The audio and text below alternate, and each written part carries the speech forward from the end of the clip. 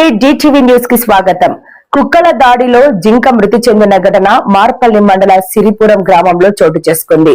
స్థానికులు తెలిపిన వివరాల ప్రకారం ఉదయం గ్రామ వీధుల్లోకి వచ్చిన జింకను వీధి కుక్కలు గుంపులుగా చేరి దాడి చేయడంతో గాయాల పాలైనట్లు తెలిపారు.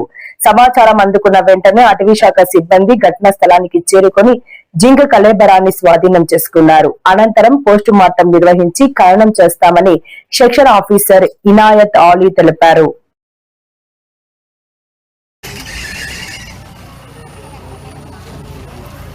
హాస్పిటల్